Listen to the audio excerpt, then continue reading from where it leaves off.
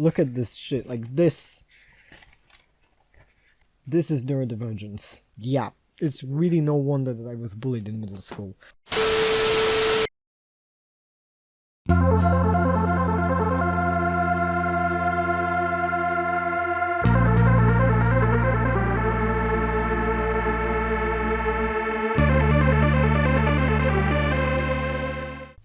Hello and welcome to my first ever attempt at a video essay.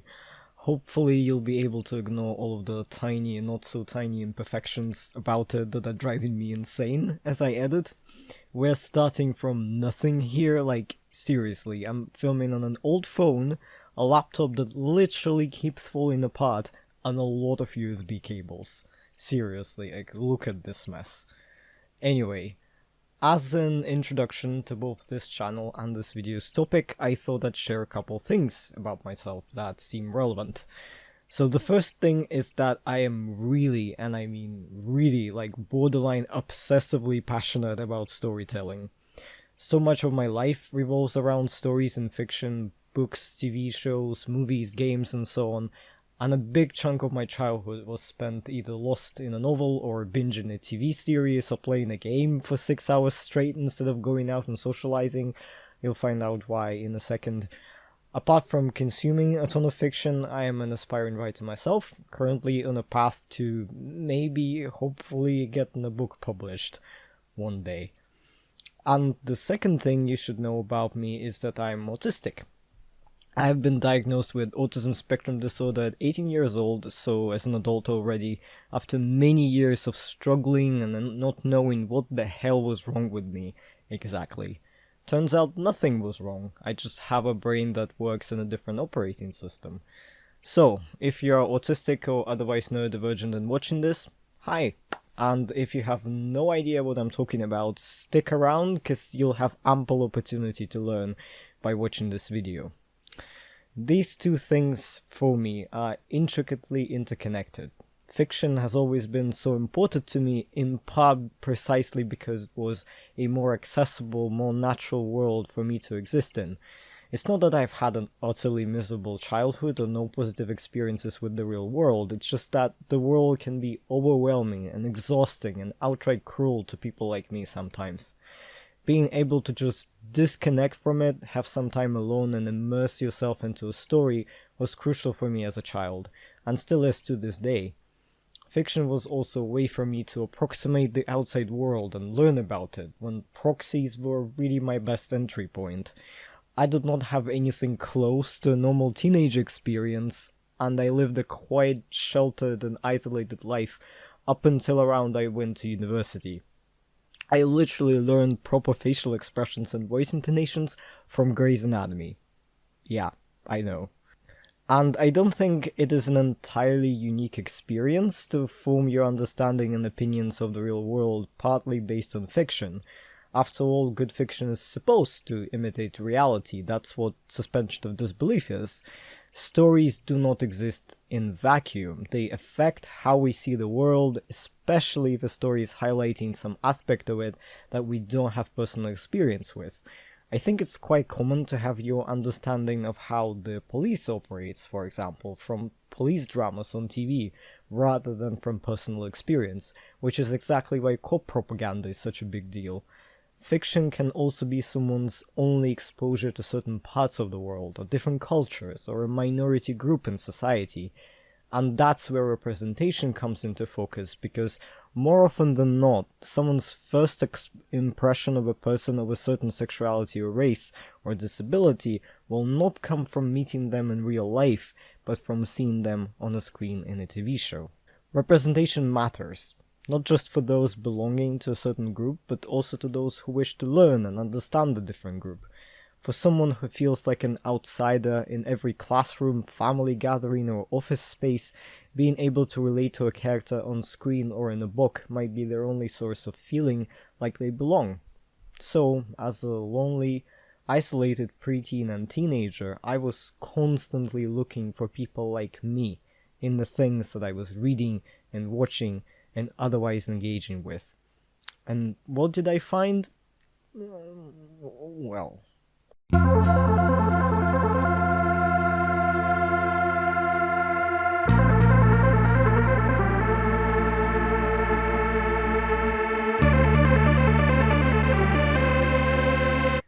The short answer is it's complicated.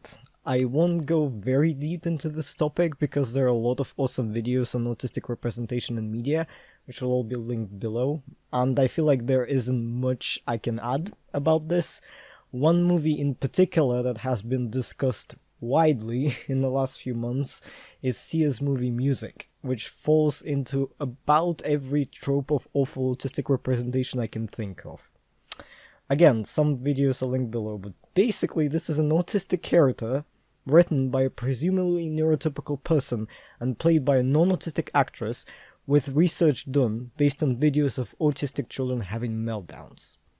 Considering that this is an equivalent of learning about the rules of hockey by watching videos of players having fights in the middle of the game, I feel like I don't need to go into any further detail. The gist of it is that when a character is written with a clear intent of portraying autism, they tend to fall into a handful of rigid categories, as discussed in a video by Jessica Kellgren-Pozzard. As the people writing these scripts on books are almost always not autistic themselves, they rely on external sources to inform them of what autism looks like. As a result, these characters usually end up as exaggerations or even parodies of the actual condition, with heavy emphasis on the problems and difficulties, as well as a quite external view that focuses on behaviors rather than reasons for the behaviors, or the impact it has on people who surround them.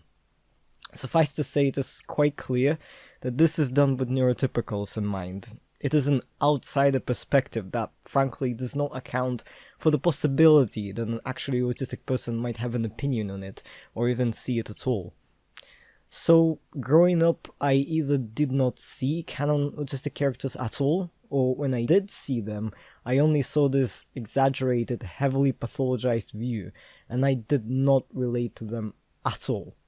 Perhaps this is one of the reasons why it took me so long to notice certain traits in myself and seek diagnostic assessment. I observed this quite rigid, constrained, and most often negative version of what autism looked like, and thought, nah, that's not me, that can't be me. Now this mysterious alien from a British TV show, on the other hand.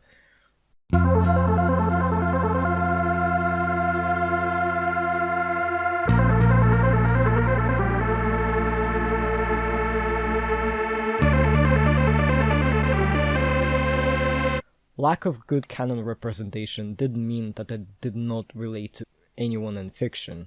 I did, actually. There were plenty of characters that I not only could relate to, but also admired and idealized, and as teenagers do, modeled a lot of my personality around. And these characters were different. It was never stated clearly how or why they were different, but that different was forefront. It was emphasized and underlined, sometimes as a positive quirk, sometimes as a character flaw, sometimes alternating between the two. They also fitted certain tropes: the mad scientists, the eccentric professors, the aliens and time travelers, and just general weirdos, but they never had a diagnostic label attached to them.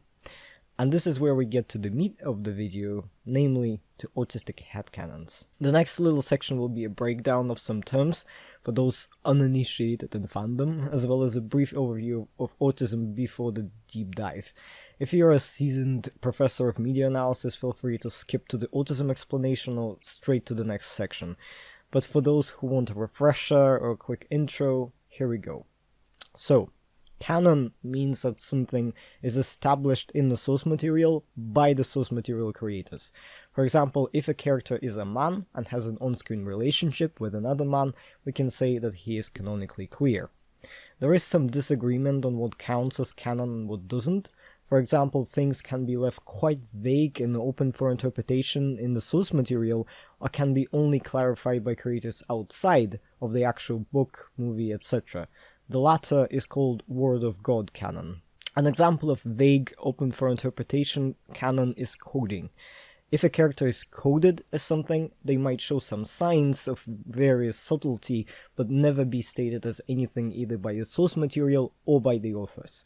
For example, a character might be coded as asexual because they are never shown as expressing sexual attraction or acting on it, even though other characters in the same story engage in relationships and sex and talk about it on screen. This can be done either because the authors don't have a strong opinion either way and would rather leave it open for interpretation, or because they don't feel it is relevant to the story enough to devote words or screen time to exploring it further. It can also be the result of censorship, when the creators are not allowed to show something explicitly but still want to leave hints for the audience to find. If this is done with a specific intent of sort of tricking a certain part of the audience while not upsetting the other, this can become baiting. Queer baiting is quite common and involves coding a character as LGBTQ+, while at the same time denying that the coding exists in the first place. The most infamous examples of queer baiting are Sherlock, BBC and Supernatural, and if you haven't seen Sarah Zed's videos on both of those, oh my god, what the fuck are you doing? Pause this video right now and go watch those. An important distinction between baiting and coding is that baiting is always intentional and manipulative in nature, while coding can be entirely accidental. Occasionally, creators don't even realize they have coded the character as X, Y, or Z until it is pointed out to them by the audience. At that point, they might decide to explore that angle further, or leave it open for interpretation. Another term frequently used in fandom is headcanon, which basically means what it sounds like, something that is canon, but only in your head. Headcanons are personal opinions which may or may not be based on something coming from the source material. Like a headcanon might be coming from intentional coding and have reasons behind it, or it can be just entirely subjective and personal and have nothing to do with the source material at all. I could literally point at any character and say, I think this character likes heavy metal music or thinks baby alligators are cute. And I don't need to have any reason to say it, that's just my opinion, and I don't claim it to have any more validity than someone else's interpretation of the character. That all is not to say that the headcanons are always totally random. In fact, people can be quite methodical and diligent with their headcanons and write whole essays worth of reasons for why they think like that. Headcanons are also widely discussed and argued about in fandom in various tones of politeness, but the best thing about the concept is the freedom and active participation. Coming up with headcanons is a form of creativity and also a form of engaging purposefully with the source material. This is how you take someone's work and, in a way, make it your own. And crucially for this video, headcanons can be a way to connect to a character on a personal level by seeing a little bit of yourself in them and making parallels between their stories and your lived experiences. And that's why I love discussing headcanons with people. It enriches my understanding not just of the story, but also of the person that I'm talking to. Now a brief primer on autism itself before I go into much more detail. There are great overview videos about it too, but to make a long story short, autism is a neurodevelopmental disorder, or how I and many other autistic people prefer to say condition or neurotype, as in type of a nervous system, which affects basically all areas of your functioning and can be noticed from pretty early childhood. What we currently understand of it, the autistic brain has a different way of processing, integrating and systematizing information, as well as differences in so-called executive functioning skills. As a result, autistic people do a lot of things quite differently. The most affected areas are, first, social interactions, from very basic things like making eye contact or participating in a conversation to larger things like fitting into a group or forming friendships and relationships. Sensory processing and regulation, which often involves being either oversensitive or undersensitive to certain stimuli compared to an average person. And the ways in which we focus and function, stuff like forming very narrow obsessive interests or sticking to quite rigid routines, or being much better at systematizing and remembering and taking in small details rather than being flexible and adaptable or being able to see the bigger picture of things. And the thing about autism is that it is a huge spectrum, and by spectrum I don't mean like this linear progression from mild to severe, but rather a sort of a huge buffet of various traits and talents and difficulties, with every person having a different combination and presentation of it. The whole issue of knowing what autism looks like and being able to identify it in yourself and others is further complicated by the fact that very few autistic people make it into adulthood not traumatized in some way, essentially, and many, including myself, engage in so-called masking behaviors. I, for example, was bullied pretty intensively in middle school, so I learned to hide a lot of my autistic traits and simulate neurotypical behavior, mostly by copying others. As a result, your average autistic person looks nothing like what you might imagine from Brain Man or indeed the already infamous music. The easiest way to demonstrate it is this.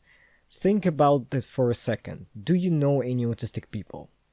Because the chances are that you probably do know quite a few, but have no idea about it. Based on our current understanding, around 2% of the population meet the criteria for autism spectrum disorder, and that's probably even more people who have all or most of the traits, but don't struggle enough in life to be diagnosed. So it is almost inevitable that at some point you have been in the same class with, or worked with, or even have been friends with, or dated an autistic person without even knowing it. Well, Matthew, you might ask, if autism does not look like basically everything that the media says it does, well, how does it look like? I'm glad you asked, because the truth is, there are plenty of characters in fiction I can instantly recognize as being on the spectrum, and who do not fall into those rigid and often inaccurate stereotypes. It's just that almost all of them, with literally a single exception that I know of, are not canonically autistic. Honestly, if I wanted to list and explain every single autistic headcanon I've ever had, we'd be here all day. Like, seriously, I've tried to compile a list at some point and lost count pretty quickly. Like I've said, I consume a lot of fiction, like, a lot.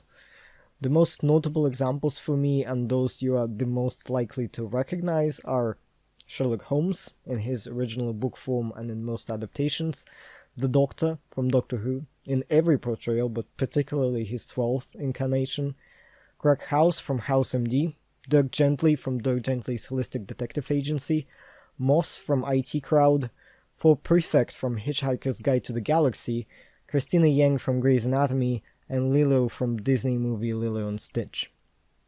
The last one is particularly notable in the context of the goddamned Sia movie, because if you want to see an actually good relationship between an autistic younger sister and a neurotypical older sister, forget music, just watch Lilo and Stitch. Seriously, it's one of my favorite movies of all time, and I cannot recommend it highly enough for positive and warm but also complex and realistic portrayal of what it is like to be an autistic kid.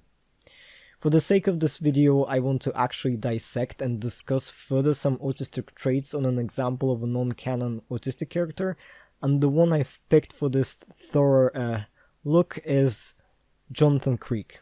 Yeah, I thought it's better to go with something a bit more obscure, which probably most of you have never heard of, so that it is easier to notice these things with a fresh eye. Also, I've been obsessed with this show for months now, and I have a whole bunch of clips from it that I have no other use of, and it's good, like seriously very good. I'm not obsessed with it just because I have a huge crush on Alan Davis. This is genuinely an incredibly well written show, and I will probably be making more videos about it. Anyway, I'll start with a general overview and then I'll go over various traits, and I won't be using DSM-5 or ICD criteria for it, both because they're quite difficult to explain on their own and because they don't cover the whole spectrum of how every one of those core traits might manifest in a real person. The traits I will be listing come from many years of research and personal experience, both my own and of my friends and acquaintances, and there is also an Autistic Traits in Adults checklist in the video description below if you want to check it out and sort of follow the video. And so, without further ado, I give you Jonathan Creek.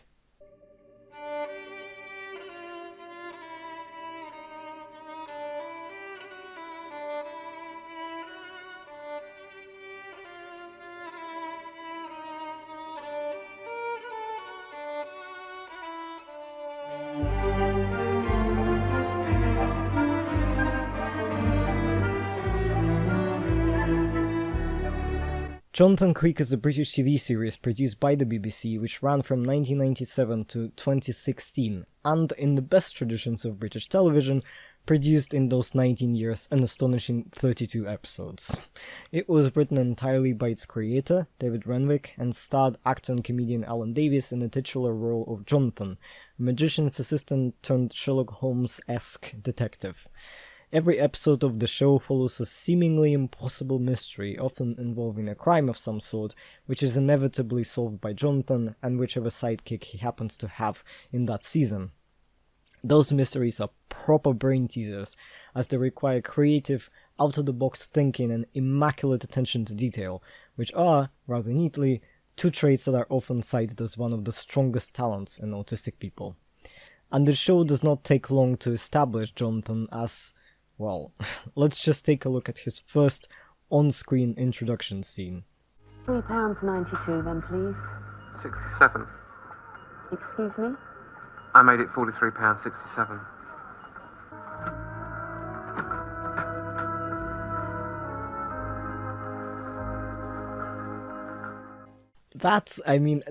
That's honestly borderline Rain Man. Though I will say it is kinda true that many autistic people enjoy sorting, counting, or otherwise organizing objects. Like when I was a kid, my favorite part of playing a tabletop game like Monopoly was handing out various props at the beginning and sorting them back into neat stacks at the end. The middle part of actually playing with people was, well, less engaging.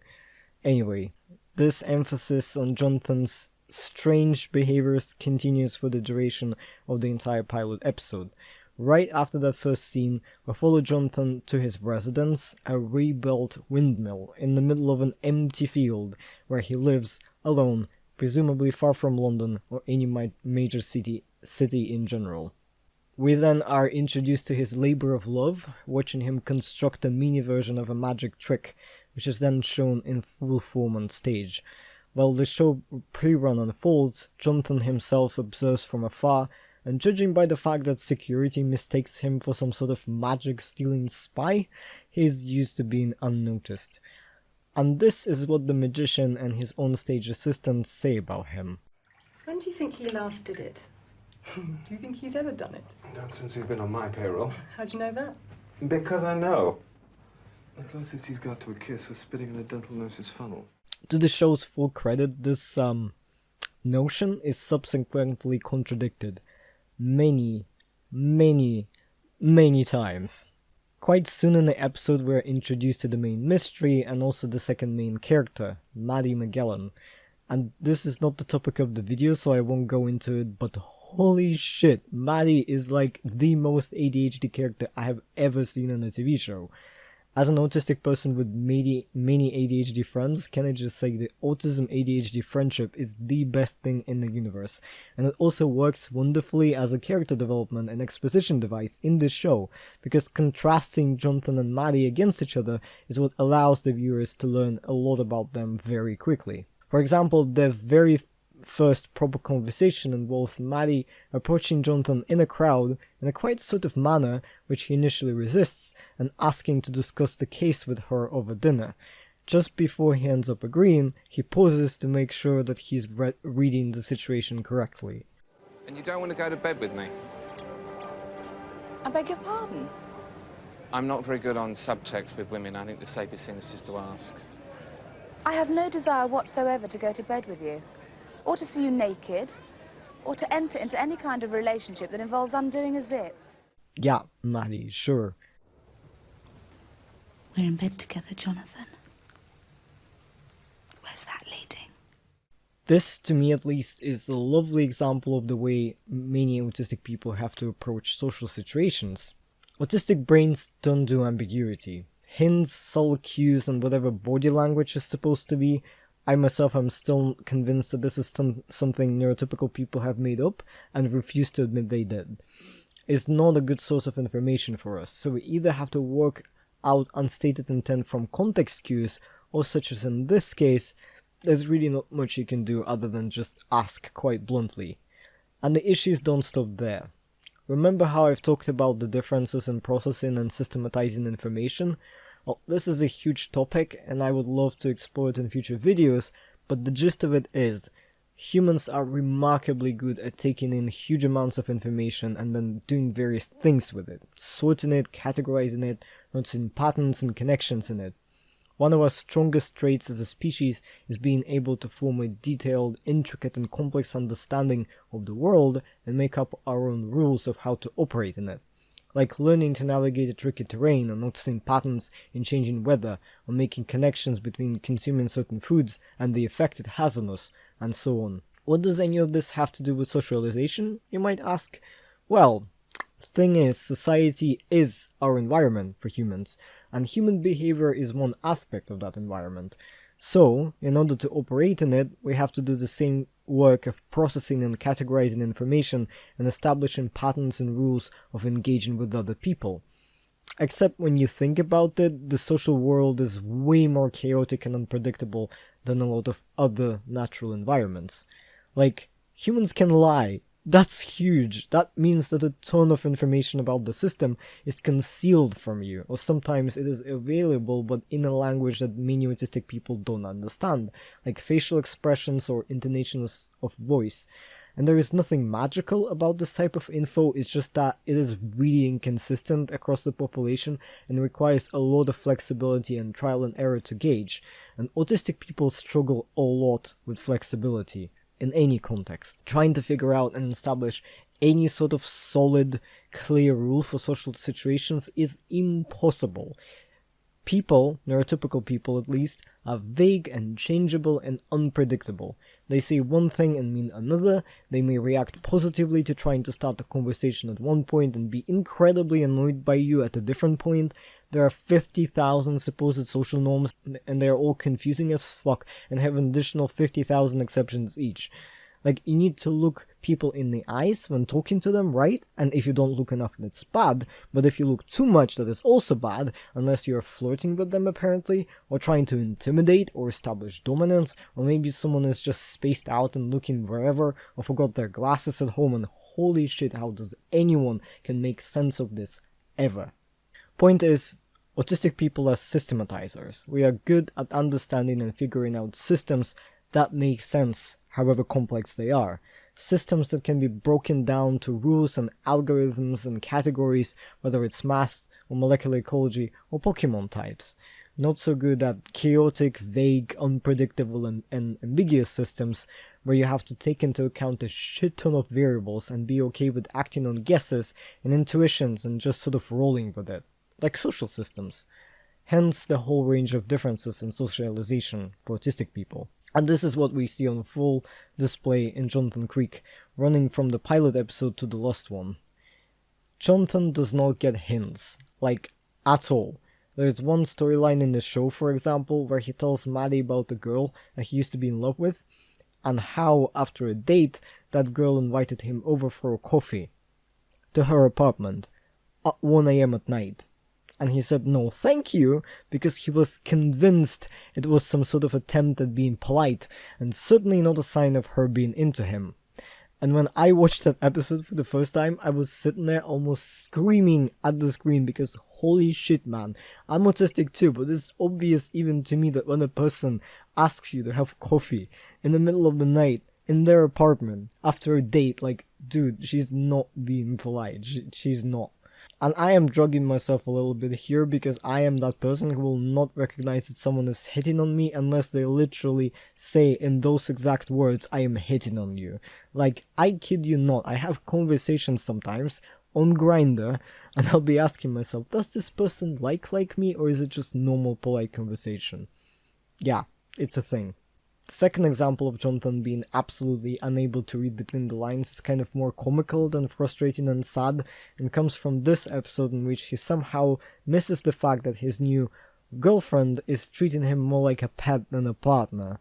Now, this gag might be a bit of a friendly teasing directed at Alan Davis because, well... Especially now, I do QI all the time, and Stephen Fry has now patronised me into some sort of nation's pet puppy. And just what I've always wanted, my very own puppy, Alan Davis! But it's still pretty dramatic. He's also not particularly good at having a casual conversation, either falling into monologues or struggling to continue after he was interrupted. as well as having trouble joining in the first place. You think I could have killed him? No one's accusing you of anything at this stage.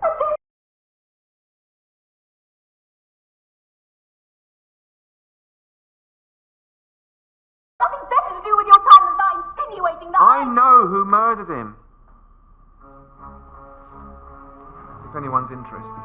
As a side note, conversations are a difficult skill to master even for non-autistic people, with studies indicating that they get it wrong all the time as well. But again, when you're better at flexibility, more comfortable with just shrugging and moving on, these sort of situations are easier to navigate. As a general rule, non-autistic people are often really not much better, or sometimes even worse in many social skills, yet somehow end up more socially successful. Yeah, it's strange. Jonathan also tends to be a bit rude or cynical and judgy, at least when he feels like he has the intellectual high ground, and might not notice getting on people's nerves. The inner workings of his mind are a bit of a mystery, and sometimes he might say things that seem remarkably off-pattern to outsiders. Jonathan, were you just thinking about someone else? Who? Hitler. He might also fail to understand what other people mean or are expecting him to say or do. Sorry. Dead rat. Remove.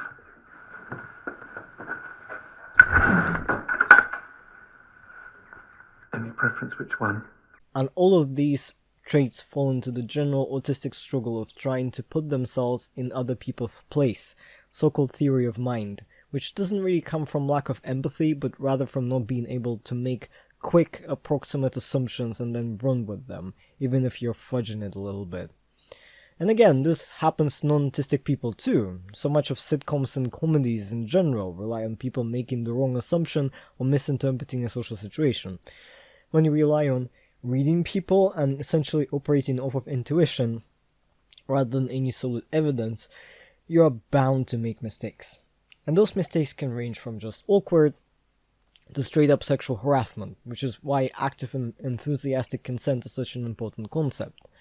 However, autistic people are just not as good at making these quick assumptions in the first place, and then struggle with correcting our behavior or dealing with the ambiguity and chaos of social situations. As a result, you often end up ignored, excluded, and alone. Living alone concentrates the mind, you must find that. For many autistic people who communicate verbally and do not have any additional complications like an intellectual disability, difficulties in socialization often don't appear till around middle school. That was definitely the case for me. As a small kid, I was for sure on the stranger side of things, and maybe not the most sociable considering that I was spending most of my time either reading or playing video games alone, but no one noticed me having any issues with peers.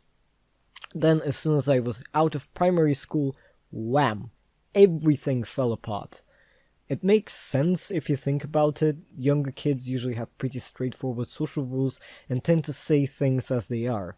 Friendships are usually built on proximity and just spending time together, and very few things are considered socially unacceptable for an 8-year-old. Like, if you're not picking fights or holding toys all the time, you're probably fine.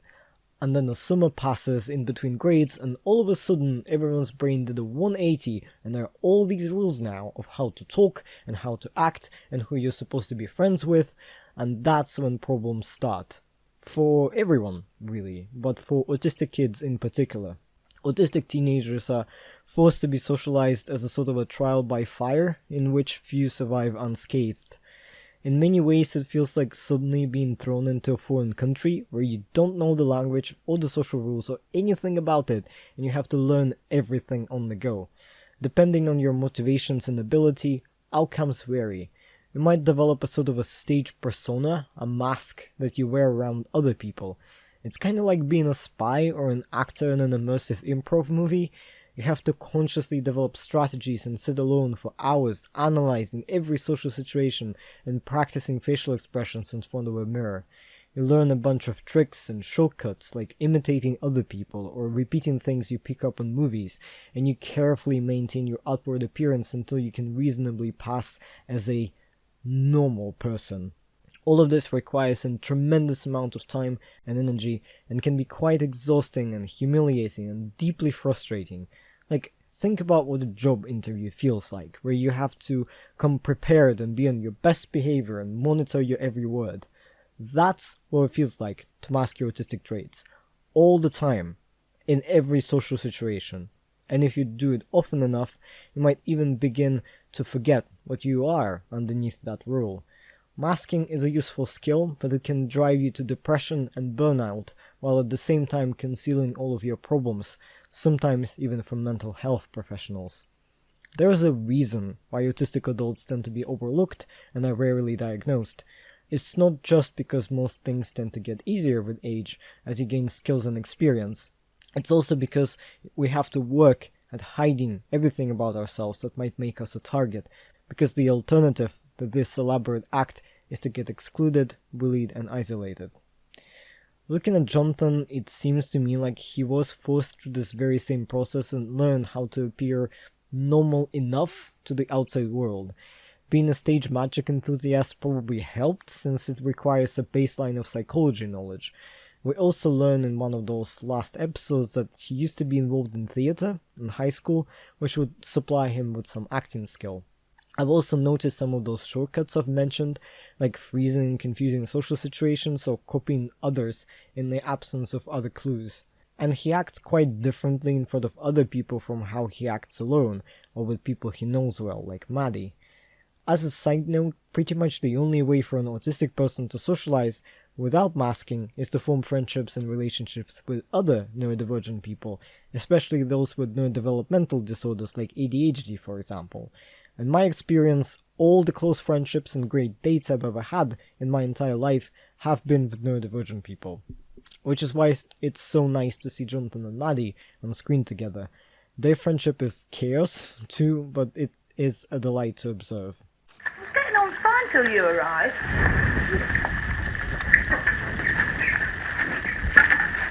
This lightness of touch you have in the kitchen is a joy to behold. Ironically, the same inability to make quick, intuitive, and approximate assumptions is what makes Jonathan so good at both devising magic tricks and solving real puzzles.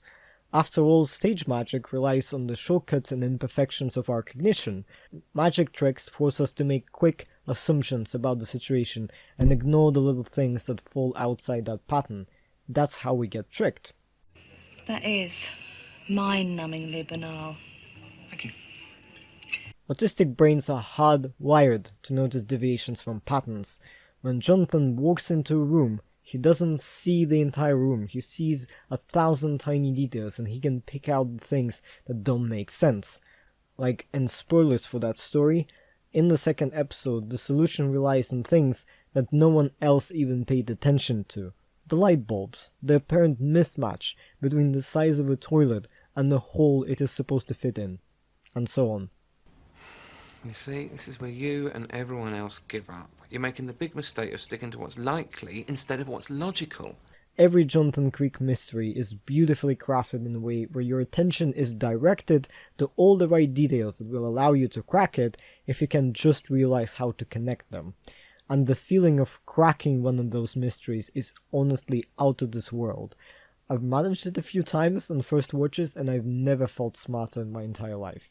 So, the very thing that makes Jonathan amazing at solving these puzzles makes him not particularly good at navigating any sort of social situation, which can actually complicate matters sometimes. Good thing Maddie is there, I guess. Back to the pilot episode. The conversation commences over lunch, during which we witness this microaggression. Which, unfortunately, is proving to be the one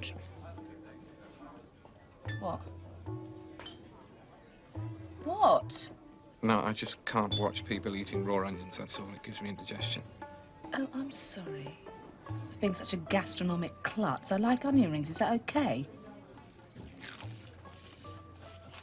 Oh, I feel your pain. Sensory processing works different in an autistic brain, and some sounds, sights, smells, etc. can feel physically painful.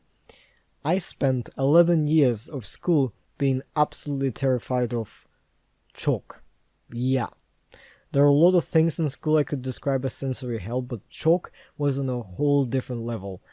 I couldn't even look at the damn thing, like everything about it, the smell, the texture, the awful powder that it leaves on your hands, the sound of writing with it, literally just thinking about chalk makes me cringe. Whoever invented whiteboards, man, thank you a million times. Anyway, there honestly aren't a ton of examples of sensory processing issues in the show, which I find is very often the case in fiction, probably because sensory issues often don't have outward signs and are confined to one's own personal experience. Autistic kids might be more willing to express negative emotions about their own sensory struggles, but typically as you grow older, you either learn to self-accommodate or just be quiet and suffer in silence rather than ask for accommodations, since it tends to make people very annoyed for some reason or indeed gives them ideas of how to make your life even more miserable. The request to not eat onion rings backfired on Jonathan too. One thing sort of related to sensory processing is stimming, which is short for self-stimulation. These are behaviors done for many reasons, generally for regulating your nervous system, including but not limited to regulating sensory perception. Stimming is basically a synonym for fidgeting, except fidgeting in the neurotypical world typically means that you're bored or anxious or not paying attention, while stimming for neurodivergent people is often essential for normal functioning. Some stims are more outwardly obvious, like hand flapping or rocking back and forth, or vocalization, but once again, as you can imagine, these things are heavily stigmatized, so many autistic people learn to suppress them or replace them with other, less noticeable fidgets. We can see Jonathan engaging in these super subtle movements, like playing with various objects in his hands, or touching his lips or chewing on chewing gum. Speaking for myself, I used to be incredibly self-conscious of everything I was doing and hyper-vigilant of whether people were looking at me or not. However, in the recent years I've realized that I do not particularly care what people think as long as I'm not actively disrupting or annoying others. So my range of stims I will not suppress in public move from only the subtlest of things like tapping my fingers or chewing on my lips to just straight up carrying a bunch of stim toys around with me or silently mouthing words to songs in crowded public transport. That's one small blessing of having to wear masks, by the way. No one can see me singing in a supermarket.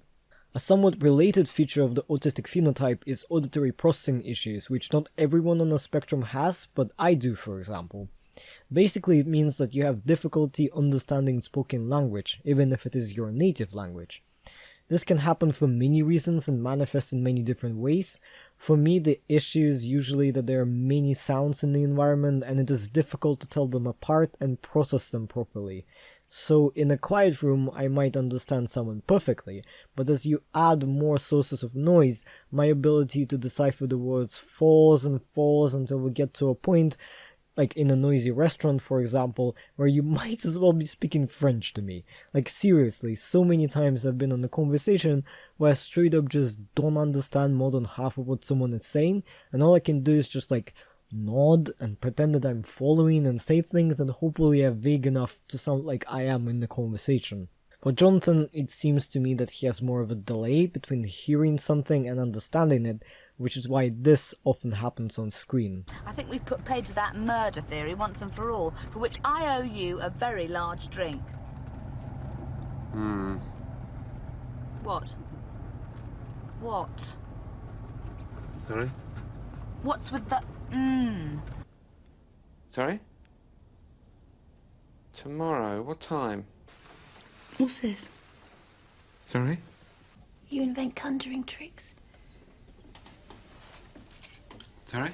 Quite often he will say sorry, then pause, then reply before the point is clarified, so my guess is that he's buying some time for his brain to catch on and produce a response. Another way that some autistic people deal with this delay is echolalia, which means repeating what has been said back to the person before they understand it and can formulate their response.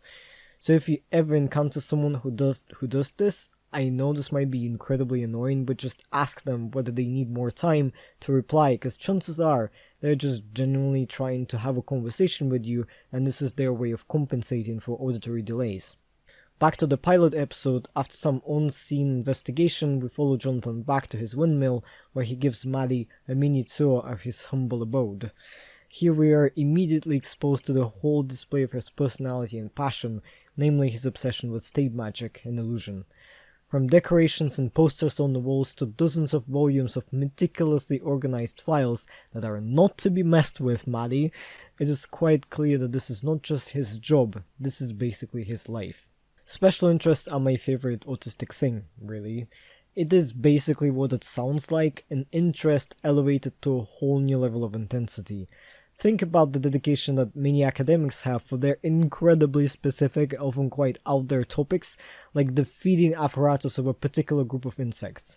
These interests can often span many years or decades. My longest running special interest developed when I was around 8 or 9, and motivate you to dedicate ridiculous amounts of time and energy to them.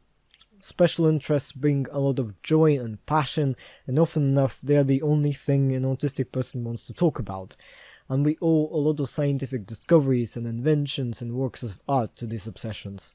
One potential downside is that one can't really choose what their special interest will be, no more than someone can choose who they fall in love with. I spent a whole summer being obsessed with the artificial language from the movie Avatar, which is fantastically useless, but I kid you not, I was serious about it. Like, I still have the notes. Here. Look at this. Look at this shit. Like, this. This is neurodivergence. Also, other people might be, less than enthusiastic about your passions as well. When I was 8 years old, I ran out of books to read that summer and stumbled upon this lovely thing, which is a college-level pop-sci book about biology that my grandmother bought when she was studying biology in university. I read that book in like 3 days, again as an 8 years old, and then proceeded to carry it everywhere with me, telling everyone who was willing or unwilling to listen about bilateral symmetry and tissue regeneration in newts. When I came back to school that year, I did my "the best book you've read over the holidays" report on this thing, and stood in front of the whole class, talking excitedly about malaria and African sleeping sickness. Yeah, it's really no wonder that I was bullied in middle school.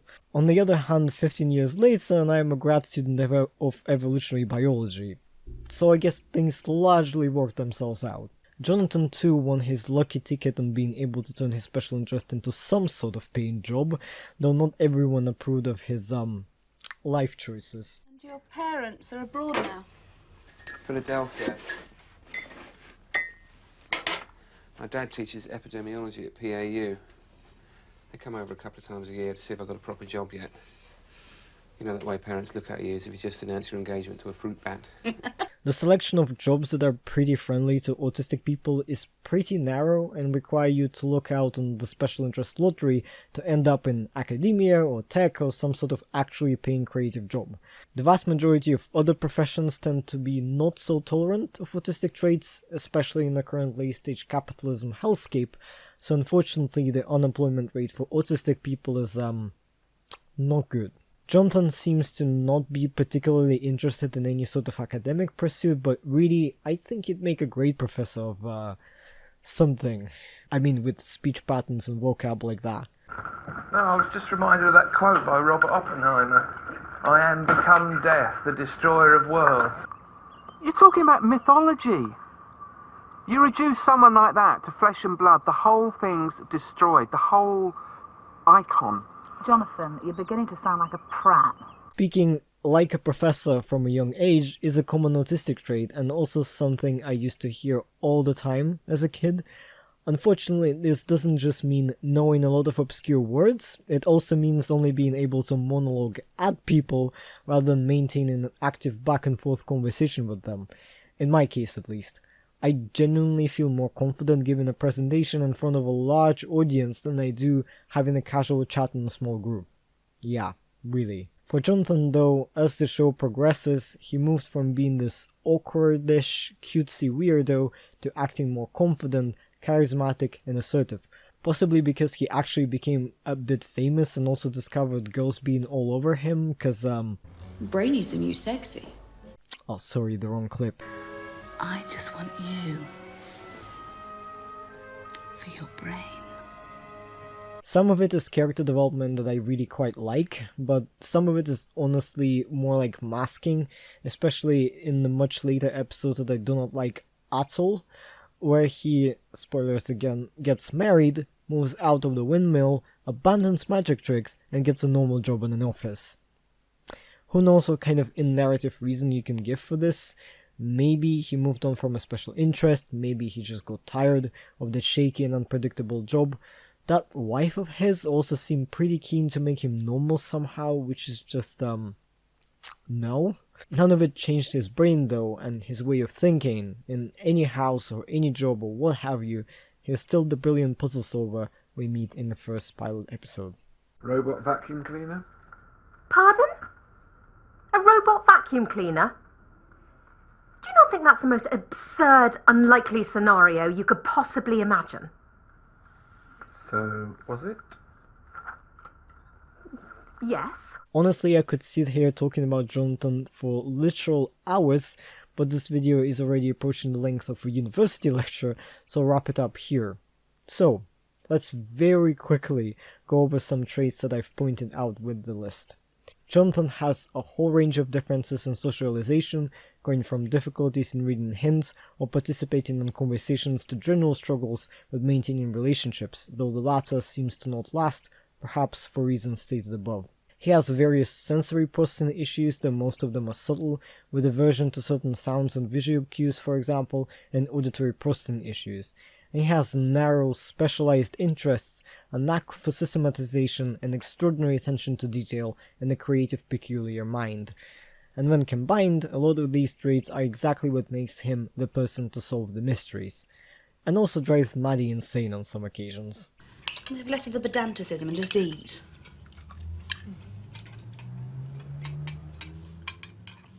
The word is pedantry.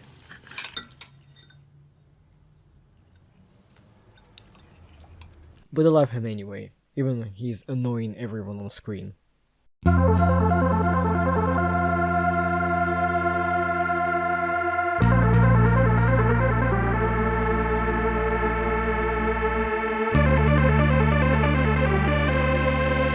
If you are still watching this, well, I'm impressed with your patience and attention span.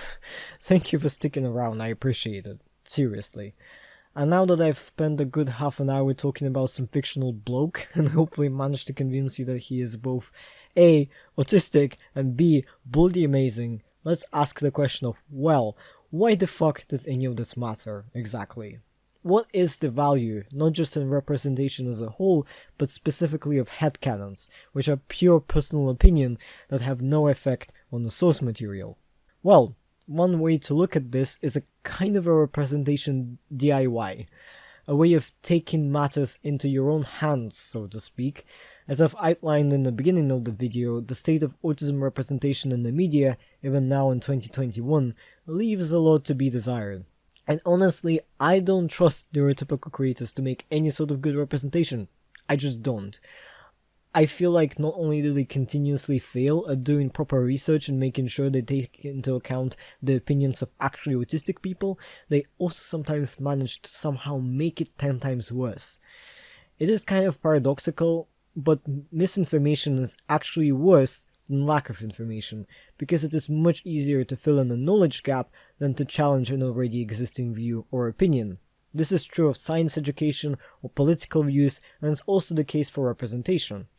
Like a few weeks ago, I was watching Lindsay Ellis's video on pop culture transphobia, and I've noticed how much media representation focused on trans women and basically completely ignored trans men up until the recent years. The result? Invisibility of trans men in media was actually better than the hypervisibility and absolutely horrible representation of trans women.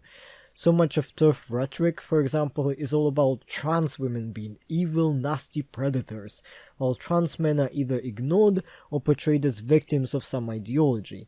So it seems like, to me, not being represented at all is much better actually than being represented badly, especially when you have no say over how your group is being portrayed. Meanwhile, headcanoning a character as being similar to you in some way is an active statement. It gives you the power of being able to participate in the fiction you consume. Instead of having to comply with the vision of my condition that some neurotypical creator has, I can make my own rules of who represents autism better. And I don't need to ask permission for it either. Headcanons are opinions, and it is my choice whether to justify that opinion or not. I'm not claiming some ultimate truth or vision of the source material after all. Besides, identifying with a character who is not stated as being on the spectrum in the story kind of reflects real life. A lot of autistic people have no idea that they're autistic. The diagnostic criteria have changed tremendously in the last 30 years or so, and a lot of adults who were not identified as a kid will not be diagnosed as adults either. In Jonathan Quick's case, for example, if he is like 30-ish in the early 2000s, that means his childhood was 70s and 80s, back when Asperger's syndrome was a very rare diagnostic label, and the vast majority of kids who were diagnosed with autism had significant speech and developmental delays and conformed to a quite narrow view of what autism was like. Even I, growing up in the early 2000s in Russia, was never diagnosed as a kid, despite being taken to many different psychologists, because most of them just straight up did not know what autism was. So it's perfectly possible for a character to actually be based on an autistic person that the creator knows in real life, even without the creator realizing what they are describing. And the value of representation in headcanons is far from casual enjoyment. It can be a powerful tool for building resilience, a healthy sense of self and identity, and finding community. Identifying with the character like Sherlock Holmes and the Doctor helped me tremendously during my troubled teenage years, because it helped me recognize not just my weaknesses and problems, but also my strength, and helped me realize that I can belong and be loved and be the hero of my own story. And sharing my headcanons online with other autistic people help in forming connections and learning more about how my brain worked and what other people are like, the ways in which we're alike and the ways in which we're different. These headcanons matter for neurotypical people too. I mean, if you went into this not knowing much about autism, think about how much you've learned already. Again, because a headcanon is a way to actively engage with the source material, and because it is opinion coming from the group itself, it is a great tool for educating people. It is much easier to point to a character from a well-known show and say, hey, I think that character is autistic, than it is to explain the condition from scratch. And while canon autistic characters tend to be two-dimensional caricatures, characters who are portrayed as just strange or quirky are typically given the full dimensions and often the central stage in the story, which means they look more like people and less like animated DSM criteria. By seeing the whole range of characters that autistic people themselves identify as similar to us, non-autistic people can learn what the spectrum really means and how different all of us really are. And lastly, I think this conversation can be an additional push towards better representation, which I think can only be done in two ways, either by autistic people themselves, or by neurotypicals who are really willing to listen and do their research properly. Remember my one exception from the rule of canon representation being a parody? That one exception is the character Abbott Nadir from the show Community. And funnily enough, even that is kind of on the verge between coding and canon, since the word autism is never really pronounced in the show. But still, Dan Harmon, the creator and writer of the show, based Abbott on a real person he knew in real life, and dedicated himself to a tremendous amount of research before writing the character. That research was so thorough, in fact, that in the process of talking to autistic people, Harmon realized that he was likely autistic himself, and later got that confirmed by a specialist. So actually, Abbott from Community is a rare example of representation done by a member of the group being represented. And arguably so is Rick, from Rick and Morty by the way, but that is too contentious to even go into detail right now. Future video, maybe? I would very much like for creators, especially those in the mainstream, to take an example from Mr. Harmon and do their research, and not from textbooks and pseudo-charities like Autism Speaks, but from talking to a range of actually autistic people. I would also love to see not just new original characters, but creators being inspired by opinions of the fans and confirming already existing characters as autistic. On my part, I have decided a long time ago that the protagonist of every novel I will write, for the foreseeable future at least, will be autistic. That is true for the novel I am querying with literary agents now, and the one I'm currently writing, and for the next 3 or 4 projects too. And if I ever fulfill one of my biggest dreams of being a writer for the expanded universe Doctor Who, boy, you can expect some Easter eggs in there. We've had a bunch of references to the Doctor being ADHD, which is very true as well, but I want the autism references in there as well. In terms of what you can do as a reader, a fan, a lover of stories in general, well, vote with your attention and your wallet. Boycott the media if the vast majority of marginalized group is boycotting it, after doing your research on it obviously, and actually listening to the reasons given for that boycott. Support diverse media, especially small and independent creators, engage actively with those stories and listen to other people's opinions and headcanons if they sound interesting to you. And remember that they are just that, opinions. An autistic person headcanoning a character as autistic isn't doing anything to you personally, and you're absolutely allowed to just ignore it completely and move on with your life. Though if it is making you like really angry, and not just because the other person is being obnoxious, I would ask myself why that is. The current culture is saturated with ableism, both casual and serious, so it's possible you're holding on to those ideas too.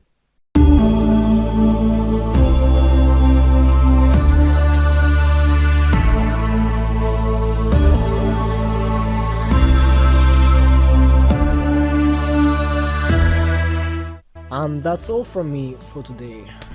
Wow, that is way more words than I originally anticipated. Thank you so much for watching till the end if you did. If you enjoyed this video, liking it really helps. Also feel free to share your own autistic headcanon in the comments. And no, I'm not just saying that because of the algorithm, I genuinely want to know, because I am always on the hunt for new stories, and a story having an autistic character greatly increases the chances that I will connect with it.